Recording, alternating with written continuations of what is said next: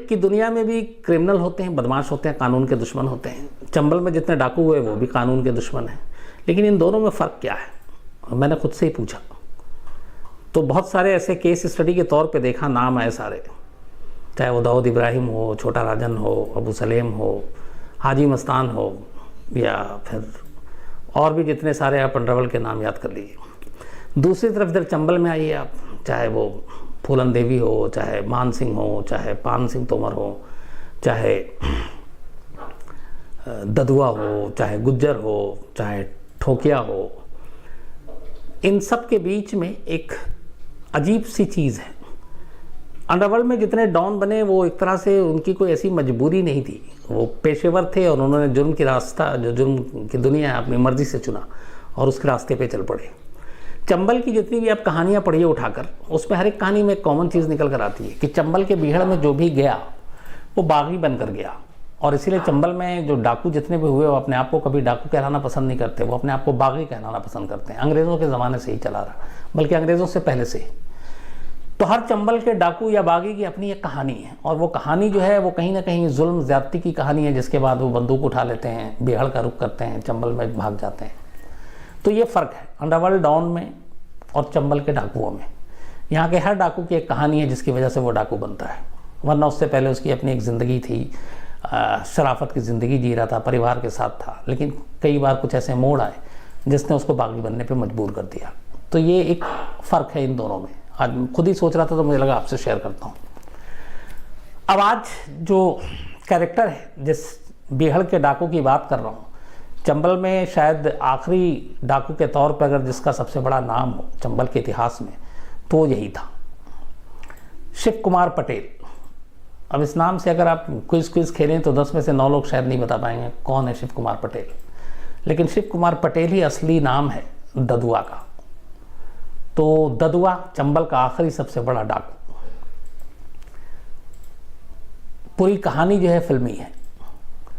ये वो डाकू है ददुआ जो चंबल में एक इसके नाम पर रिकॉर्ड है कि करीब 32 साल तक ये चंबल के बीहड़ में रहा, लेकिन कभी पुलिस इसे पकड़ नहीं पाई। 32 सालों में पुलिस ने ददुआ का नाम जैसे ऐसे खूंखार बनता गया, पकड़ने के लिए बड़े जाल बिछाए, बहुत सारे ऑपरेशन किए, बहुत सारी टीमें बनाई, STF तक लगी। महीनों महीनों चंबल बीहड़ उस पूरे इलाके के खाक छाने गए, इंटेलिजेंस पे, बाकी चीज़ों पे पैसे बहाए गए। कहते हैं करीब 100 करोड़ रुपए से ज़्यादा, 100 करोड़ से ज़्यादा सिर्फ ददुआ को पकड़ने, ददुआ की तलाश, ददुआ का सुराग देने के लिए यूपी गवर्नमेंट को खर्च करने पड़े। लेकिन उसके बावजूद ददुआ कभी जीते जी पुलिस के हाथ नहीं आया। 32 साल तक वो पुलिस को छकाता रहा, कभी पकड़ा नहीं गया। एक बार सिर्फ ऐसा हुआ था जब ददुआ पुलिस से घिर गया था चारों तरफ से, और तब ये हुआ कि बचने का कोई चांस नहीं था, और खुद ददुआ को भी लगा कि अब इस बार नहीं बच पाएंगे। तब कहते हैं कि उसने उस वक्त एक मन्नत मांगी थी कि अगर आज मेरी जान बच गई और मैं यहाँ से निकल भागा तो फिर मैं एक नरसिंहपुर, फतेहपुर के पास है, वहाँ एक मंदिर बनाऊंगा। इत्तेफाक की बात, किस्मत ने साथ दे दिया। पुलिस को चकमा देकर किसी तरह ददुआ के कई साथी मारे गए। ददुआ वहाँ से निकलकर भाग गया, और इसके बाद उसने अपनी इस शपथ को पूरा करने के लिए, चूँकि मन्नत मांगी थी, फिर इस नरसिंहपुर में एक मंदिर भी बनवाया। और जब मंदिर बन के तैयार हो गया तो बाकायदा उसने मंदिर के उद्घाटन का भी ऐलान करवाया। अब पुलिस के लिए इससे आसान मतलब मौका नहीं था ददुआ को पकड़ने का कि एक ददुआ ने ही मंदिर बनाया है, उस मंदिर के उद्घाटन में ददुआ खुद आएगा। उसने बाकायदा ऐलान किया है, और इसके बाद पुलिस ने चारों तरफ, और वो जो मंदिर के उद्घाटन का वक्त था वो उस इलाके में एक मेला भी लगता था, तो उसने कुछ एक उसके हिसाब से तारीख निकाली थी। तो ये था कि वो उद्घाटन करने जाएगा, पुलिस, STF, सारे फोर्स मंदिर के आसपास, उसके इलाके में जो आसपास के गांव हैं, सब जगह पे उन्होंने घेराबंदी कर लिया, क्योंकि ये गोल्डन चांस था पकड़ने का। लेकिन कमाल देखिए कि इतनी सारी चीज़ें होने के बावजूद, एलानिया सब कुछ बताने के बावजूद ददुआ वहाँ पहुँचता है, मंदिर में आता है, पूजा करता है, उद्घाटन करता है और निकल लेता है, और पुलिस को पता भी नहीं चलता, क्योंकि वो भेष बदल कर आया था। अब इसमें कई कहानियाँ हैं कि वो आम एक गांव वाले का भेष बना कर आया था, कुछ है कि वो पुजारी के भेष में आया था, कुछ है कि वो पुलिस वाले के ही भेष में आ गया था, लेकिन ये फैक्ट है कि वो खुद आया, उन तमाम पुलिस की घेरेबंदी के बावजूद उद्घाटन करता है और चला जाता है।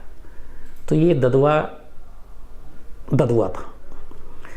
अब सवाल है कि ददुआ एक शिव कुमार पटेल ददुआ बना कैसे। तो इसकी भी कहानी शुरू होती है उसी चित्रकूट के इलाके से, और ये वो इलाका है जो यूपी और एमपी में बटा हुआ है कई हिस्से, और इसीलिए जो चंबल के डाकू या बिहार के होते हैं वो हमेशा एमपी और यूपी दोनों के लिए सरदर्द होते हैं, क्योंकि कुछ सीमाएं एमपी से लगती हैं, कुछ यूपी से लगती हैं। तो ददुआ भी इसी जगह पे चित्रकूट के पास एक गांव में पैदा हुआ। बचपन ठीक ठाक जा रहा था, करीब ये 17-18 साल का हुआ तब ये दवेगली एक गांव है जहाँ पे इसके पिता रहते थे और ये रहता था। एक दिन अचानक वहाँ पे एक पड़ोस का गांव है रायपुर, उस रायपुर के ज़मींदार ने, जिसका नाम था जगन्नाथ,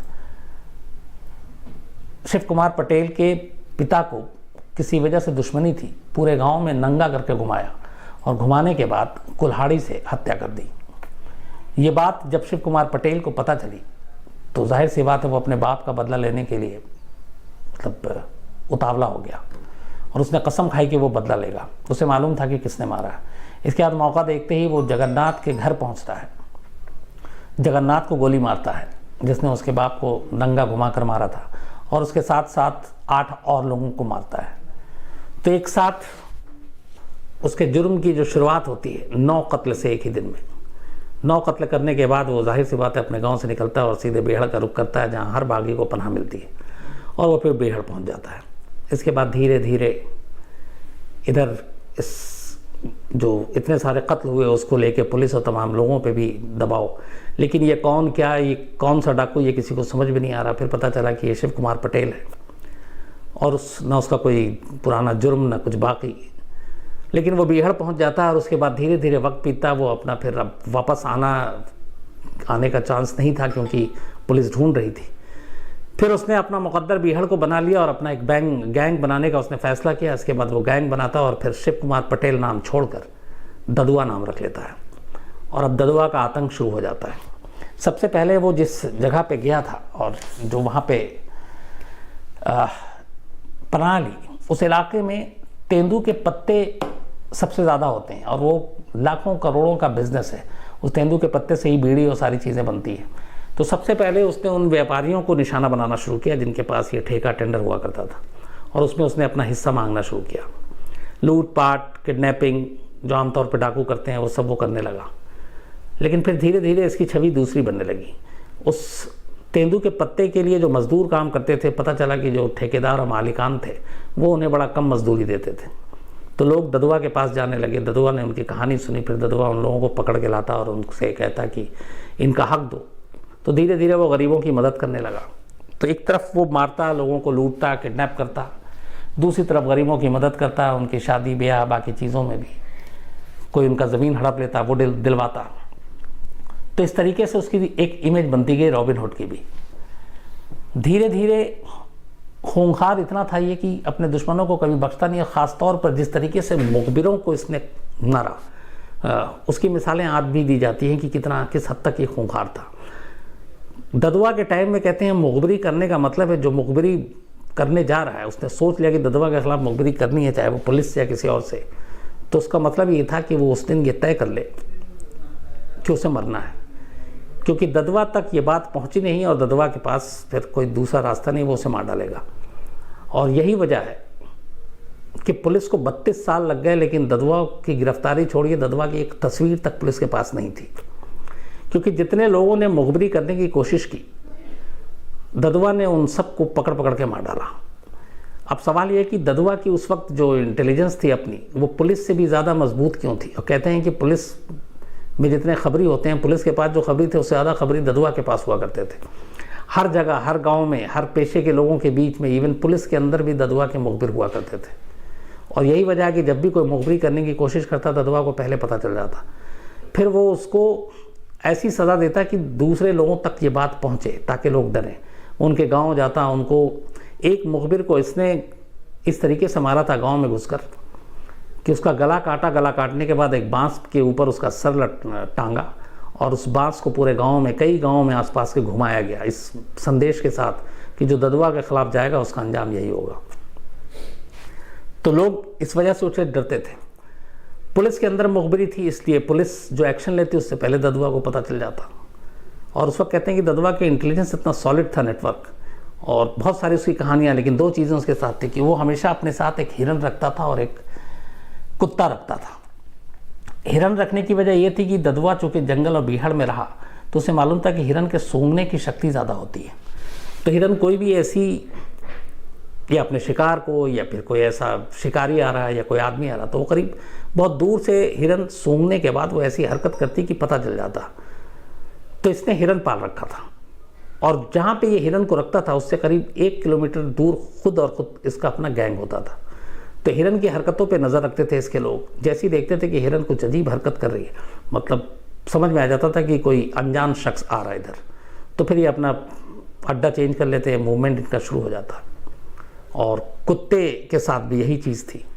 तो ये दोनों चीज़ें थी जिसकी वजह से ये हमेशा बचता रहा। पुलिस ने भी कभी इसको मतलब पकड़ नहीं पाई। वक्त बीतता रहा। कहते हैं कि करीब 200 से ज़्यादा कत्ल ददुआ के नाम पर है। 400 से ज़्यादा तो मामले हैं किडनैपिंग से लेकर बाकी चीज़ें, लेकिन 200 सिर्फ कत्ल ही इसके नाम पर रखे हुए थे। और यही वजह है कि इसने कई ऐसे सामूहिक कत्ल किए। एक गांव में घुसकर कभी 3, कभी 6, कभी 7, इस तरह से भी लोगों को मारा। तो ददुआ का जो आतंक है वो बढ़ता गया और धीरे धीरे फिर आलम यह हुआ कि ददुआ ने, जब उसे लगा कि अब लोग डर रहे हैं, तो इसने कहा कि अब राजनीति में हाथ आजमाया जाए। इसके बाद इसने सबसे पहले बहुजन समाजवादी पार्टी, मायावती की पार्टी, चूँकि ददुआ जिस कास्ट को बिलोंग करता था उसकी अच्छी खासी वहाँ पे वोटर थे, न सिर्फ एमपी में भी बल्कि इधर पूरे यूपी के इस बेल्ट में। कहते हैं एमपी और यूपी में मिलाकर 15 विधानसभा की सीटें और 10 लोकसभा की सीटों पर वही जीतता या हारता था जो ददुआ तय करता था। और हर बार वो इलेक्शन में एक तरह से फतवा जारी करता था कि इस पार्टी को वोट देना, इस कैंडिडेट को वोट देना, और जो वोट नहीं देगा उसे मारा जाएगा। एक उसका बड़ा फेमस जुमला था जो मशहूर हुआ था। जब बीएसपी से हाथ मिलाया तो वहाँ पे पोस्टर छप गए थे जगह जगह पे, बुंदेलखंड के पूरे इलाके में। और पोस्टर में ये था कि मोहर लगेगी हाथी पर वरना गोली पड़ेगी छाती पर। तो ये ददुआ का एक तरह से स्लोगन था, जिसके बाद लोग खौफ में भी आए और कहते हैं कि पूरी राजनीति में फिर ददुआ का दबदबा शुरू हुआ। और मायावती को उसने सपोर्ट किया पहली बार। इसके चक्कर में अपने भाई को और भतीजे और बहुत सारे लोगों को चुनावी मैदान में उतारा, हालांकि तब हार मिली। इस दौरान में फिर मायावती 2007 के विधानसभा चुनाव में जब ददुआ को लगा कि अब मायावती थोड़ी कमज़ोर पड़ रही है तो मुलायम सिंह के साथ चला गया, समाजवादी पार्टी। और मुलायम सिंह के साथ के नाम पे सारे कैंडिडेट को उतारना या उनके नाम पे वो ऐलान जारी करना, ये सारी चीज़ें की। लेकिन राजनीति में कुछ भी हो सकता है। इत्तेफाक से 2007 के विधानसभा चुनाव में मुलायम सिंह हार गए और मायावती चुनाव जीत गई और मायावती मुख्यमंत्री बन गई। अब मायावती को इससे पहले ददुआ चूँकि डिच कर चुका था, पहली बार सपोर्ट किया था, उसके बाद फिर वो मुलायम सिंह के साथ चला गया, लेकिन सरकार मुलायम सिंह की जगह मायावती की आ गई। तो इसी दौरान में 1-2 गांव में ददुआ ने जिन लोगों ने वोट नहीं दिया था उनको भी मारा और इसको लेके फिर प्रेशर भी आया। और मायावती का ये भी था कि ददुआ ने पीठ पीछे खंजर खोपा है। तो अब पूरी यूपी की पुलिस प्रशासन जो है, मायावती की हुकूमत आने के बाद ये तय हो गया कि ददुआ के पीछे पड़ जाएगी। तब तक ददुआ के ऊपर 5-5 करके 10 लाख रुपए का इनाम घोषित हो चुका था। इस दौरान में एक मुखबिर, बल्कि एक मुखबिर और था जिसने वोट भी नहीं डाला था, उसका भी वो अभी इस साल तक भी जिंदा है। उसके बारे में ददुआ को पता चला तो उसको उठाकर लाया गया बीहड़ में और फिर उसको कहा गया कि चलो तुमको जीवन दान दे रहे हैं लेकिन तुमको नेत्र दान करना पड़ेगा। और ददुआ ने इसके बाद खंजर से उसके दोनों आंखें फोड़ दी। वो शख्स आज भी जिंदा है और वो बताता है 3 लोग उसके छाती पे बैठे थे और फिर कैसे उसकी आंखें फोड़ गई थी खंजर से। तो इस तरीके की क्रूरता भी उसने की। तो मायावती की जब हुकूमत आई तो फिर ये साफ साफ हो गया कि ददुआ के पीछे पड़ना है, ददुआ के अब किस्से को ख़त्म करना है। अप्रैल 2007 में मायावती ने स्पेशल टास्क फोर्स को पहली बार ये ऑर्डर दिया कि ऑपरेशन ददुआ चलाओ। इसके लिए अमिताभ यश बड़े टैलेंटेड पुलिस अफसर है, कई बार मैं उनसे मिला भी हूँ। तो अमिताभ यश को ये कमान सौंपी गई। उस वक्त विक्रम सिंह थे डीजीपी उत्तर प्रदेश पुलिस के। तो विक्रम सिंह ने अमिताभ यश को ऑपरेशन ददुआ का इंचार्ज बनाया। इसके बाद बाकायदा एसटीएफ की जो स्पेशल टीम है, और चूँकि अमिताभ यश इससे पहले भी डाकुओं के इलाके में काफ़ी काम कर चुके थे, तो वो स्पेशल टीम पहुंचती है। अप्रैल से लेकर लगातार 3 महीने तक ये लोग खाक छानते हैं पूरा। इस दौरान में जो इनाम डिक्लेयर किया गया ददुआ के ऊपर, तो ये देखिए कि पोस्टर निकाला गया, लेकिन ददुआ की तस्वीर 32 साल तक पुलिस के पास नहीं थी। तो जो कुछ विटनेस थे उनसे पूछ के स्केच बनाया गया, लेकिन पता चला कि वो स्केच भी है जो ददुआ से मतलब हूबहू नहीं मिलता है। और क्योंकि अलग अलग लोगों ने अलग अलग तरीके से बताया, तो ददुआ की असली तस्वीर, असली शक्ल भी पुलिस के पास नहीं, लेकिन ददुआ के पीछे जाना है। इसके बाद 3 महीने तक पुलिस पड़ी रहती है पीछे ददुआ के, पता नहीं कितने किलोमीटर चंबल के खाक छान मारती है, मिलता नहीं है। 21 जुलाई 2007 को पहली कामयाबी बड़ी मिलती है एसटीएफ को, जब पता चलता है कि ददुआ का एक बहुत खास गिरोह का आदमी जिसका नाम छोटा पटेल है, वो एक खास जगह पे छुपा हुआ। अच्छा, इससे पहले एसटीएफ ने ये किया कि अब तक नाकाम क्यों रहती थी। एसटीएफ को मालूम था कि ददुआ के खिलाफ जो मुखबिरी करते हैं लोग, वो मुखबिरों में एक खौफ है, दहशत उसको लेकर, तो इसलिए मुखबिर कई बार झूठी बातें भी बताते थे, और पुलिस के अंदर भी मुखबिर थे, इसलिए बात ददुआ तक पहुंच जाती थी। तो पुलिस ने फिर दूसरी चाल चली एसटीएफ ने, जब ये अमिताभ यश की टीम ने, उन्होंने क्या किया कि उन लोगों को आइडेंटिफाई करना शुरू किया जो ददुआ के सपोर्टर तो थे, लेकिन खौफ की वजह से उससे डरते थे, वरना ददुआ ने उनके फैमिली या उनके साथ कुछ ऑलरेडी पहले जुल्म कर चुका है। तो ऐसे लोगों को चुनकर उसका भरोसा जीता और फिर उनसे कहा कि अब तुम मुखबिरी करो। तो धीरे धीरे फिर ऐसे लोग बने, और जो मुखबिर थे या डबल क्रॉस करते थे, पुलिस ने उनका दूसरे तरीके से इस्तेमाल करना शुरू किया। जब एसटीएफ की टीम पहुंची तो ये बात उड़ी कि ये ददुआ के लिए टीम आई है और इस बार मायावती मुख्यमंत्री हैं और उन्होंने खुद कमान संभाल रखा, छोड़ेगी नहीं। तो कई बार पुलिस को लगा कि यहाँ पे ददुआ के कुछ लोग मौजूद हैं, तो बाकायदा एसटीएफ ने ये एक तरह से मैसेज दिया, अफवाह उड़ाई कि हर बार ऐसा होता है, सरकार ने हमें भेजा, हम यूं ही आए यहाँ पे, थोड़ा सा टाइम गुजारेंगे और निकल लेंगे। कहाँ हमारे हाथ ददुआ मिलेगा, मुश्किल है, मिलना ही नहीं है, अब तक तो मिला नहीं इतने सालों में। तो ये बात ददुआ तक भी पहुंच गई थी कि एसटीएफ आई है, लेकिन उसने कहा वो अपनी ड्यूटी दे रहे हैं और ड्यूटी दे के भाग जाएंगे। तो ददुआ भी थोड़ा सा बेफिक्र हो गया था, और यही चीज़ एसटीएफ चाहती थी। तो एसटीएफ ने एक मैसेज भिजवा दिया ददुआ तक कि वो लोग सीरियसली ऑपरेशन करने नहीं आए, बस दिखावा करने आए। इस दौरान में छोटा पटेल का लोकेशन मिला जो ददुआ का बहुत खास था। पुलिस की टीम पहुंचती है, वहाँ पे इनकाउंटर होता है, छोटा पटेल मारा जाता है, काफ़ी सारे सामान मिलते हैं। उन्हीं में से एक शख्स से और फिर पता चलता है कि 22 जुलाई को ददुआ कहाँ पर होगा, और ये 21 जुलाई को ऑपरेशन हुआ था। इसके बाद रात के टाइम में फिर पुलिस बीहड़ में भटकती रहती है, सुबह होने का उसका इंतज़ार करती है। लोकेशन जो बताया था मुखबिर ने, उस लोकेशन तक पहुँचती है। उसके बाद अचानक यहाँ पे उन्हें कुछ हलचल दिखाई देती है। खबर पक्की थी, एसटीएफ की तरफ से गोलीबारी शुरू होती है, दूसरी तरफ से भी गोलीबारी होती है, करीब 1.5 घंटे तक गोलीबारी होती है। 1.5 घंटे बाद अचानक दूसरी तरफ से फायरिंग की आवाज़ रुक जाती है। इसके बाद संभल कर फिर एसटीएफ की टीम जाती है, तो वहाँ पे टोटल करीब 10 लाशें पड़ी हुई थी। अब जाहिर सी बात है कि एक ददुआ की तस्वीर से लेकर बाकी कुछ चीज़ थी नहीं, तो कुछ लोग ही थे जो आइडेंटिफाई कर सकते थे। फिर उनको बुलाया जाता है, वो आइडेंटिफाई करते हैं, 10 की 10 लाशें ले जाई जाती हैं। बाद में फिर डीएनए होता है, डीएनए से आइडेंटिफाई होता है, चूँकि ददुआ के बेटा और बाकी लोग वहाँ गांव में थे। तो इसके बाद शायद लाइट गई अभी, तो फिर जाकर उस डीएनए के ज़रिए पता चलता है कि ददुआ मारा गया। तो 2007 22 जुलाई को आखिरकार ददुआ की कहानी ख़त्म होती है।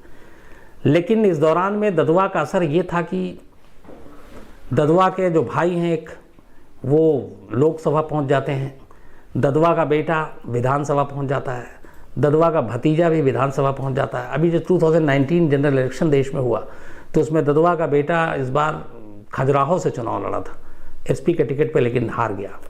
और ददुआ का जो भाई वो कांग्रेस के टिकट पर चुनाव लड़े, लेकिन वो भी हार गए।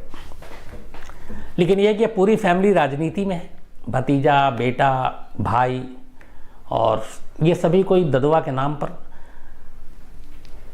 एक बार ददुआ ने अपने बेटे को ग्राम पंचायत का चुनाव जितवाया था, और ये पहला चुनाव था जो उसका बेटा लड़ा था, और उसमें ददवा ने ये कोशिश की थी कि कोई खड़ा ना हो, और इसीलिए उसके लिए धमकी भी दी गई थी, बाकायदा लाउड स्पीकर पर चेतावनी दी जाती थी। और वाकई फिर कोई आया नहीं तो निर्विरोध चुना और वो अध्यक्ष बना। कहते हैं कि उसके चुनाव जीतने की खुशी में ददवा ने एक भोज का आयोजन किया था, और इस भोज में 1 लाख से ज़्यादा लोगों ने खाना खाया था, और इसका पूरा इंतज़ाम ददवा ने किया था। और इसमें उस वक्त के नेता और कहते हैं कि पुलिस अफसर, ये तमाम लोग भी आए थे। लेकिन इतना सब होने के बावजूद, इतनी पार्टी के लिए मतलब वोट देने की अपील और ये सारी चीज़ें हुई, लेकिन ददवा को आमने सामने से कभी किसी ने नहीं देखा जब तक कि उसकी मौत नहीं हो गई। न 32 साल वो पुलिस के हाथ लगा, न 32 साल तक उसकी कोई तस्वीर पुलिस के हाथ लगी। ऑलरेडी सुना चुका हूँ आप क्राइम तक के लिए 10 किलो वेट कम कर लिया। चलिए नुस्खा मुझे भी बताइएगा आप शाकिर साहब। मुख्तारुल हक हैं, सुखजिंदर खटकार हैं, शायद अगर मैं नाम सही ले रहा हूँ, भगत सिंह राजगुरु और सुखदेव की कहानी सुनना चाहते हैं, मैं जल्दी सुनाता हूँ सुखजिंदर जी आपको। श्याम दास कौशल हैं, वेणुगोपाल हैं, ये डॉक्टर YS राजशेखर रेड्डी जो आंध्रा के CM थे, चॉपर क्रैश में इनकी मौत हो गई, उनकी कहानी सुनना चाहते हैं, मैं सुनाता हूँ आपको वेणुगोपाल जी। अहमद शाहबाज हैं, इसके अलावा मंगल सिंह हैं, ये भूटानी रिफ्यूज़ी कैंप नेपाल में रहते हैं और भूटानी रिफ्यूज़ी और उसकी पूरी कहानी सुनना चाहते हैं, मैं कोशिश करता हूँ मंगल सिंह जी। इसके अलावा मुकेश व्यास हैं, इनकी बिटिया हैं अक्षरा व्यास, दोनों क्राइम तक की फैमिली मेम्बर हैं, कहानी सुनते हैं। Thank you Akshara. गोविंद सहाय गुप्ता है, इन्होंने बड़ा एक इंटरेस्टिंग सवाल पूछा, और इसके सवाल को पूछने के बाद मुझे भी लगा कि इसका जवाब जानना चाहिए, और आप लोगों से भी पूछूंगा तो आपको लगना चाहिए। इनका सवाल ये था कि जब प्लेन में हम सफ़र करते हैं और प्लेन कहीं एक मुल्क से दूसरे मुल्क जाती है या एक एयरपोर्ट से दूसरे एयरपोर्ट जाती है, लैंड करती है, तो जो फ्यूल भरता है उसका पैसा कौन देता है? अब ये बड़े बारीक सा सवाल इन्होंने पूछा है, लेकिन वाकई ये सवाल है कि गोविंद सहाय गुप्ता ने कि उस प्लेन जब भी किसी मुल्क में लैंड करता है, जैसे सपोज़ मैं दिल्ली से दुबई गया हूँ, एयर इंडिया की प्लेन उड़ी, दुबई में फ्यूल भराना, तो उसके पैसे कौन देगा? क्या पायलट और वो सब पैसे लेके चलते हैं? पेमेंट कैसे होता है? तो फिर मैंने पता किया, तो उसमें यह है कि हर एयरपोर्ट पे जहाँ पे आप किसी प्लेन से जाते हैं तो उसकी एयरलाइंस की कंपनी होती है, वही आपको बोर्डिंग से लेकर बाकी सारी चीज़ें प्रोवाइड करती हैं। सपोज़ एयर इंडिया है, तो एयर इंडिया का अगर दिल्ली से दुबई, तो जाहिर सी बात है दुबई में भी इनका काउंटर होगा, वहाँ पे स्टाफ होंगे। तो दुबई एयरपोर्ट पे अब चूँकि प्लेन आना जाना है, तो दुबई एयरपोर्ट के साथ इनका समझौता होगा, उनको हैंगर में मिलेगा कहाँ पे रनवे पे उतरना है, बाकी प्लेन कभी कभी खड़े करना है, क्या है, तो उसी देश के साथ और उस एयरपोर्ट अथॉरिटी के साथ इनका टाई अप होता है। तो फ्यूल के लिए पैसे कैश या वैसे नहीं देते हैं, इनका अपना पूरा एक बिलिंग सिस्टम चलता है, अब वो मंथली हो या कुछ हो, लेकिन पे करने की ज़रूरत नहीं, वो एयरलाइंस की कंपनी जो है वो पे करती है। उसी तरीके से अगर दुबई एयरलाइंस की कोई फ़्लाइट दिल्ली में उतरती है तो उनको भी यहाँ रुपीज़ में पे करने की ज़रूरत नहीं, वो उनकी कंपनी के साथ उनका टाई अप होता है, तो इस तरीके से पैसे पे करते हैं। लेकिन ये सवाल इंटरेस्टिंग था। अनुराग कुंभज हैं और ये ऑपरेशन कैक्टस सुनना चाहते हैं, सुनाता हूँ आपको जल्दी।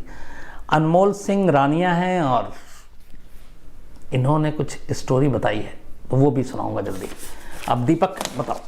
सर वीरप्पन से क्या ज़्यादा खतरनाक था, क्योंकि उसी वीरप्पन के बियर्ड में रहता था और ये ददुआ भी, तो आप किसको खतरनाक मानते हैं? ददुआ के बारे में ये कहा जाता है कि ये उत्तर भारत का वीरप्पन था, लेकिन वीरप्पन ज़्यादा खतरनाक था ये अगर ये सवाल मुझसे पूछे और कहें कि आपको जवाब देना ही है, मस्ट है, तो फिर भी मैं मानूंगा कि वीरप्पन ज़्यादा खतरनाक था।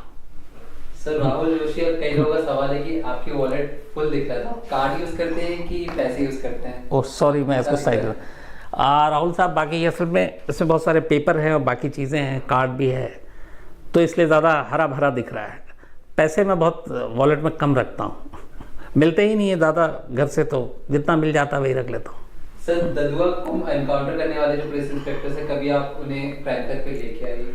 मैं कोशिश करूँगा। एक अमिताभ यश जी हैं, कभी अगर मौका मिला और वो दिल्ली में हों तो मैं ज़रूर लाऊंगा और उनसे बोलूँगा कि क्राइम तक फैमिली से आप अपना पूरा एक्सपीरियंस एनकाउंटर का, उन्होंने कई जगह कहा भी है कि किस तरीके से जब ये एनकाउंटर चल रहा था तो अचानक एक लेडी और कुछ लोग भी आ गए थे एनकाउंटर की जगह पर।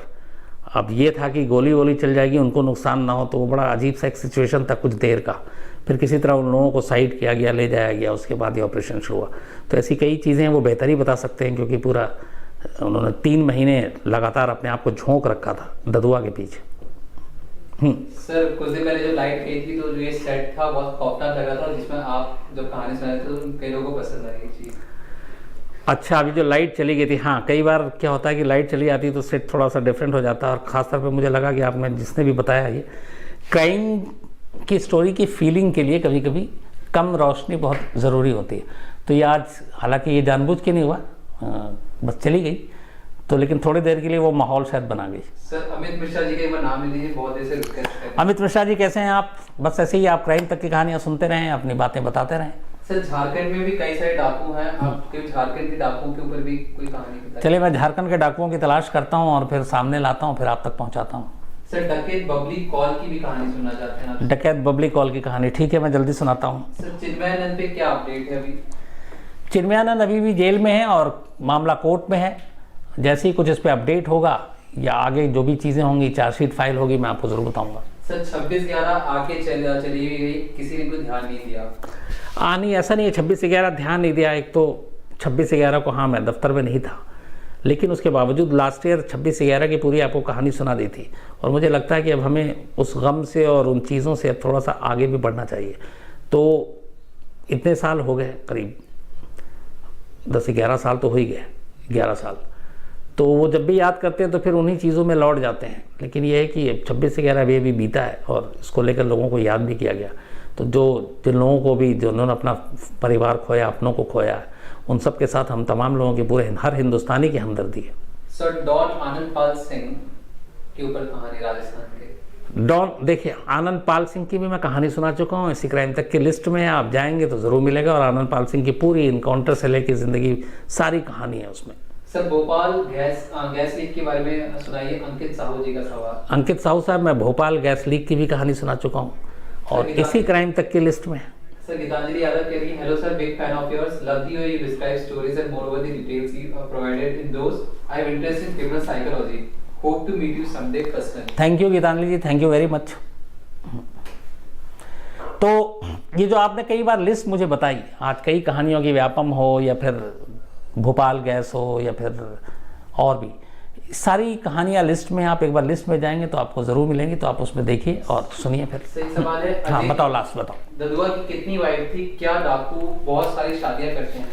ददुआ की जहाँ तक मेरी जानकारी सिर्फ एक वाइफ थी, उनका एक ही बेटा था, और मतलब इसके अलावा और कोई शादी या हुआ ये मुझे इसके बारे में जानकारी नहीं, लेकिन जो पूरी जानकारी है वो सिर्फ ये है कि एक ही बीवी थी।